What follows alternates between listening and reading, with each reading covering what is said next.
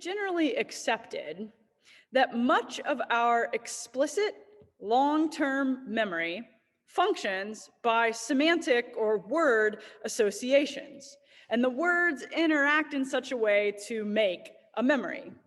So classically, if I say peanut butter, over half of you will think jelly, because we've built these word associations that produce in us a memory.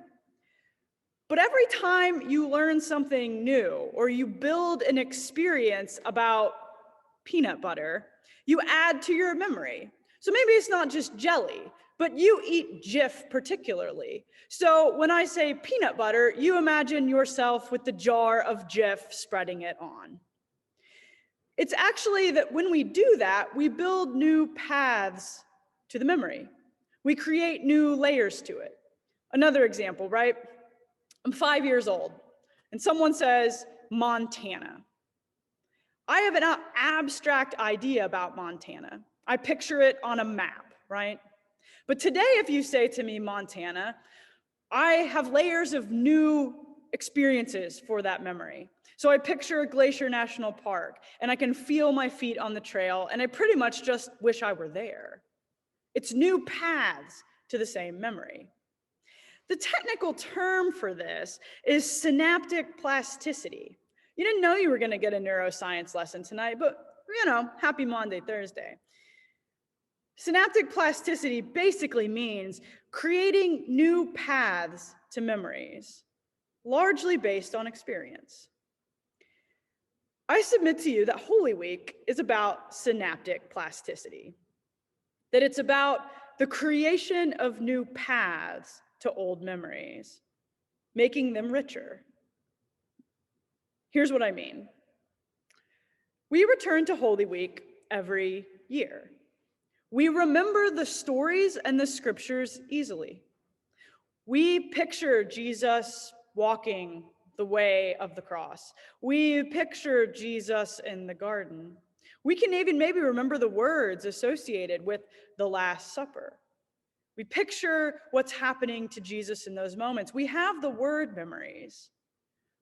But Holy Week is an invitation to deepen them by having experiential memories, by building personal paths to the stories of Jesus, making them richer, making them deeper, adding to them every year, moving to a new place, something that's richer.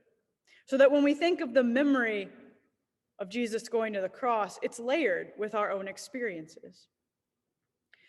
I don't just say this abstractly. I think this is exactly what Jesus is doing in tonight's passage from John. Jesus has spent his whole ministry talking to his disciples about love and about service. His disciples have those words connected with a memory of Jesus. When they think of Jesus, they think of the words love and service. But Jesus knows that they actually need an experience of it to make the memory of him deeper, to make it richer. And so he shares a meal with them, and they experience the bread and the wine. They're told explicitly to remember this. It's an experience. It's a new path to their understanding of Jesus. And then Jesus stands up and he wraps the towel around his waist, and he kneels down and he begins to wash their feet.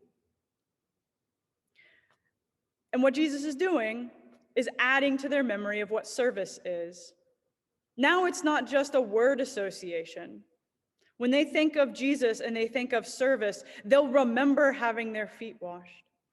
And every time they go out to serve in that way, to serve others, they add a new path to that memory.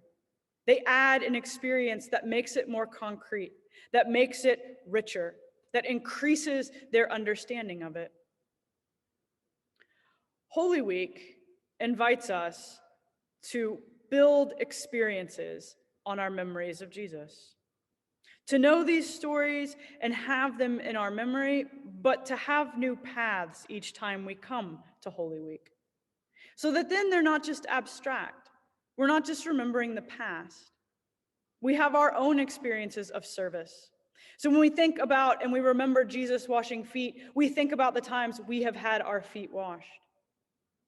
And when we think about Jesus and what he invites people and his disciples to do in service, we think about how we've served others. And when we think about Jesus instituting the Last Supper and we remember the story, we see ourselves at the table because we have our own experiences with the cup and the bread. And our memories of Jesus become richer every year because of the experiences that we now travel through to get to them. And Holy Week is the time we explicitly are asked to remember Jesus, to remember what he goes through, to remember his death and his resurrection. And it opens us to think, how am I coming this year? What are the experiences of service I've had that make this different than last year? How is my memory of what happens to Jesus enriched by how I have served, by how I have been loved, by how I have loved others, by how I've prayed, by how I've suffered? So that when we read the stories this year, there's something new about them. Some memory of them is enriched. Some new path has been forged. So the question as we begin this Holy Week is, what are the new paths we've forged to the memories of these stories? What experiences of love, of Jesus, of service? And what new experiences will we add this week?